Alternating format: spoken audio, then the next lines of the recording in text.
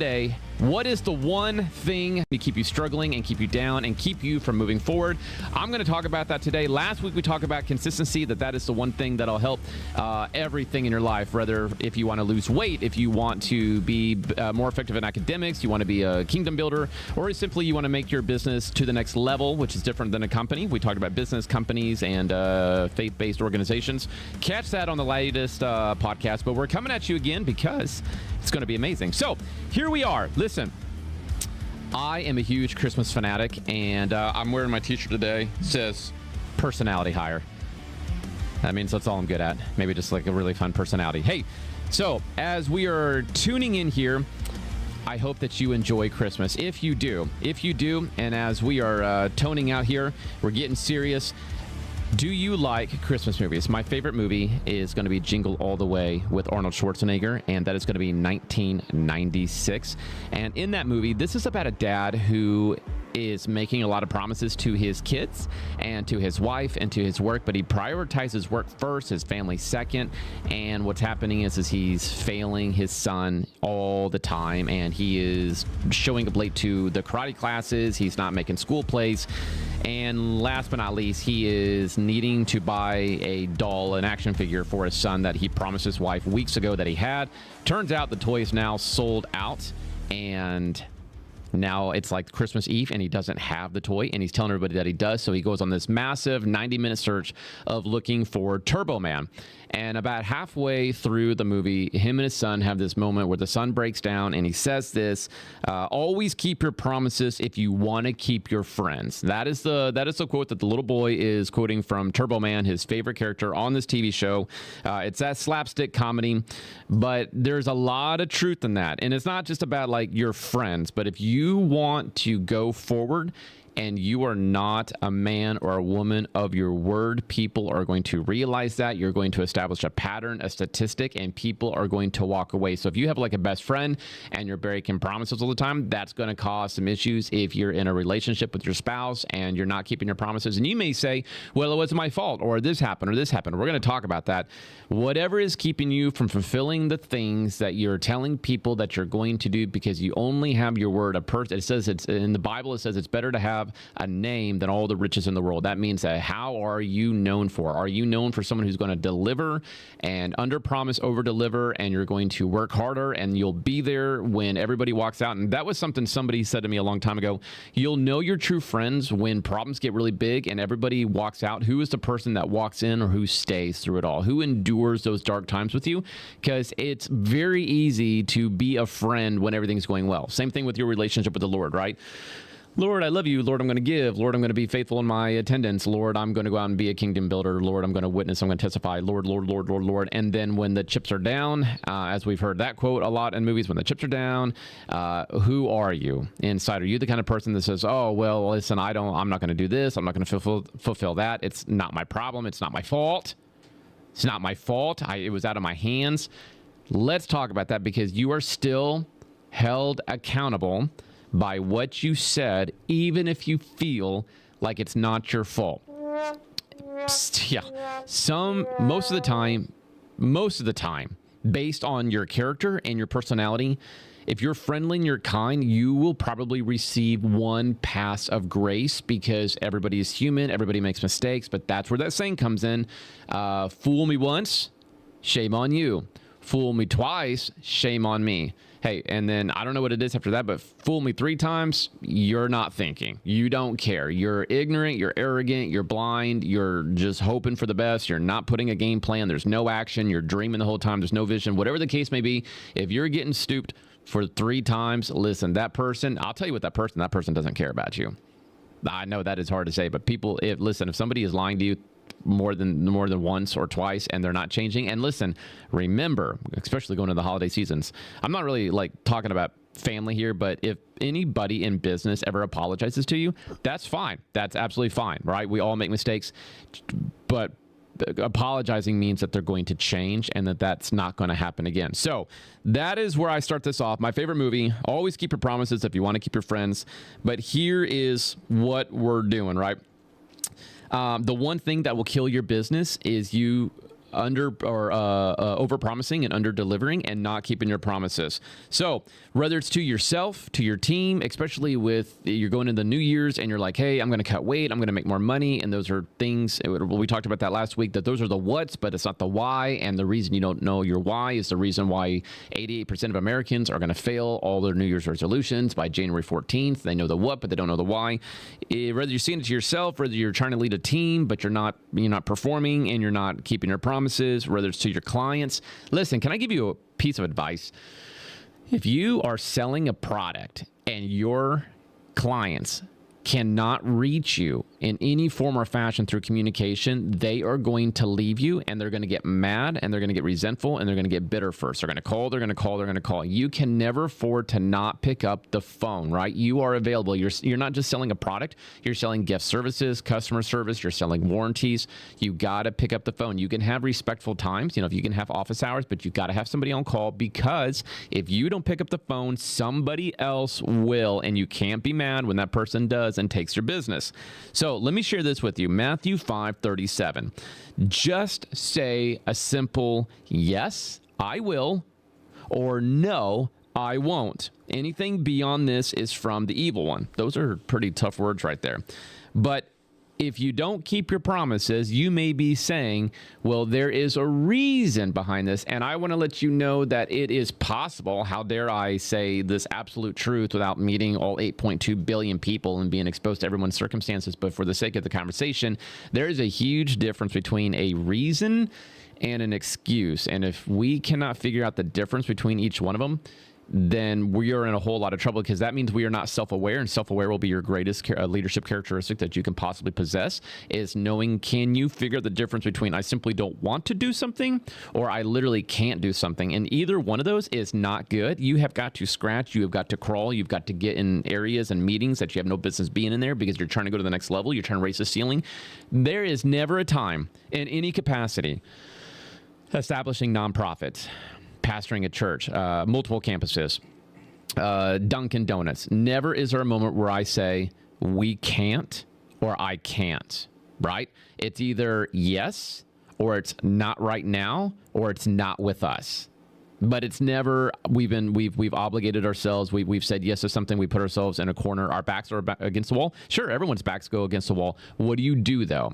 And I quit is not an option. So let me unpack 4 things that maybe we have said before that has allowed it, well, not allowed us, that we have utilized, that we have excused ourselves from completing a promise, keeping a promise. Here are the 4 things, right? And this is not just something that's made up. This is a conversation that's been developed from a Navy SEAL, and I wanted to let you know this. This is crazy. Out of 2,500 people surveyed, only 58 kept their promises. Out of 2,500 people on a survey, they realized that only 58 succeeded. Why? And here are the 4 reasons why the other 2,000 whatever, this is like less than 2%. So like this is why the other 98% of people broke their promises. Are you ready? And if you fall into this category and you think you had a reason, this is going to expose the fact that it was actually an excuse. You're still held accountable. And that's why we're struggling to raise the ceiling and be more effective and profitable in your business. The first one is this: it was painful. It was painful. This thing that I was doing, it was painful emotionally, physically, financially. It was painful. It became too much. I got too stressed. I couldn't think. I couldn't carry myself.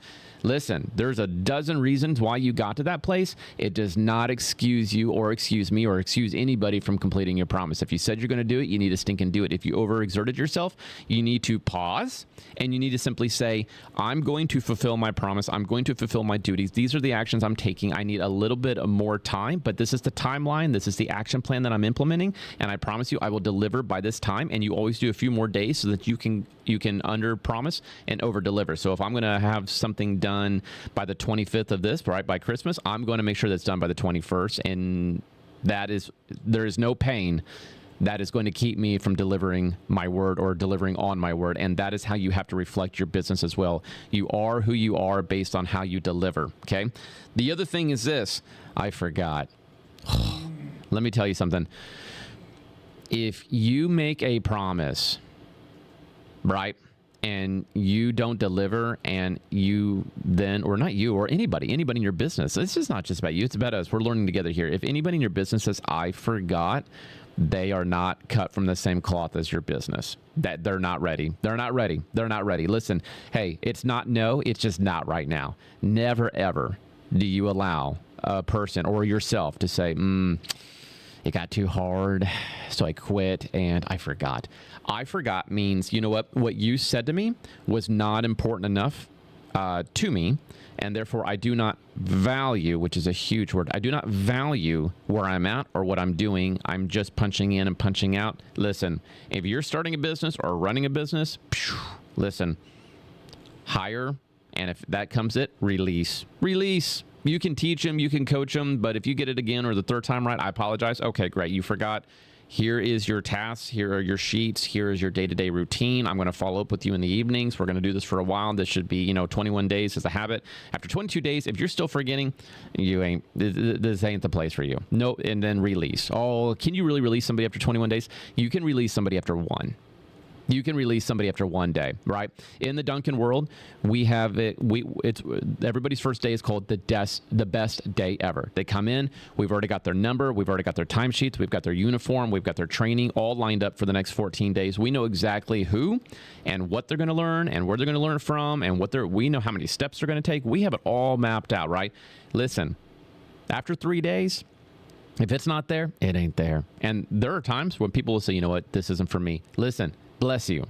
Bless you for not wasting my time. I thank him. Hey, you're the best. Thank you for your time. Thank you for being honest, and respect them, and they're respecting you. When somebody quits or leaves your organization, they're doing you a favor by you not continuing to waste resources, time, and energy into an investment, because that's what it is when you pick up somebody else. You're investing in a resource that's going to deliver. So if any of those resources, and it's more than a resource, don't get me wrong, we're not talking about people with like barcodes and stuff like that, but you are building a team, and the right person in the right seat is the difference between a successful and an unsuccessful business, because they're either going to be consistent, but if they're utilizing, if they're saying the word reasons, and it's really an excuse, and one of them is, I forgot, you got to move on. All right. I know I took just a couple more extra seconds about, unpacking that, because I forgot is not just something that's normal. It's a problem. Here's the other thing. I had a lack of support. I quit. I couldn't fulfill my promise because I had a lack of support. Therefore, I didn't have this. I didn't have the word of encouragement. You didn't learn my love language. As a leader, go learn their love language. But at the end of the day, they're receiving a paycheck.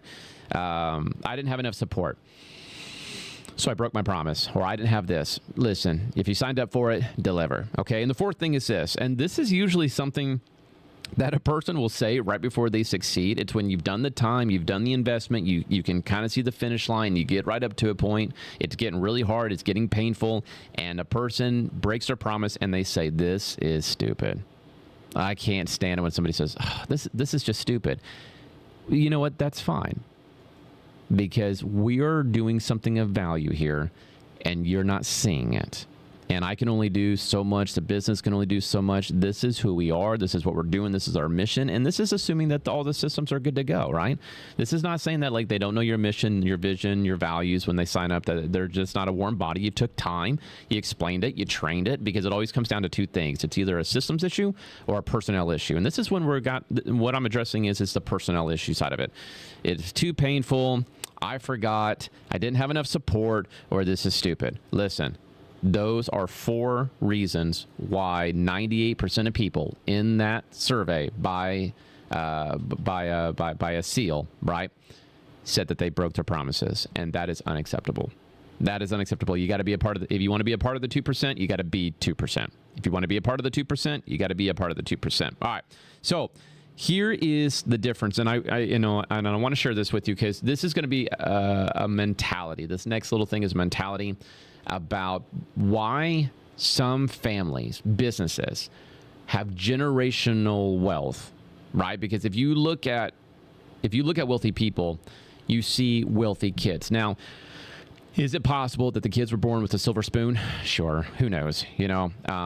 But if they're carrying on the family legacy, if they're carrying on the business, if they are the new CFO, COO, CEO, then there has been some kind of thing that has been said, some kind of atmosphere that has been implemented, some kind of routine that's been taught all throughout the years that is not being taught in your household or our household, or, you know, the blue collar, or what, or those that are below the poverty line, whatever the case may be, there's a difference, right?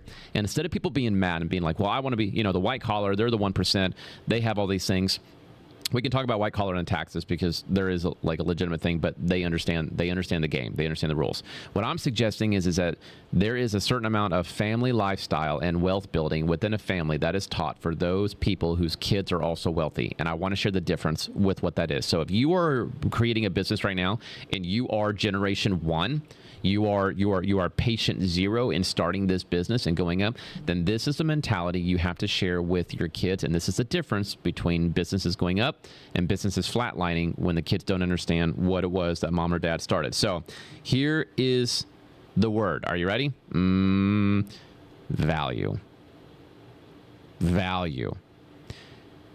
Wealthy generations teach their kids the value of what they're doing, not to go make more money. If you go out just to make more money, you're trying to extract the value from the dollar bill, and eventually there won't be anything left to extract. Your responsibility as CEO of your company is to raise the ceiling on potential of your building. How do I do that? If you stay excited, if you stay passionate, if you stay creative and you delegate accordingly, you will lose the whole tied down of executive responsibilities, running around, doing this, doing that, always trying to think what the next thing is. When you love what you do, you're finding value in what you're doing. When you find value in what you're doing, you're going to realize that you're solving a person's problem through your product, through your business. But if you're just telling yourself, I want to make more money, I want a better car, I want a larger house, I want a picket fence, I want that third dog, I want, your kids will not understand what you're doing. They'll just say, I too have to make more money. And there's a lot of money out there.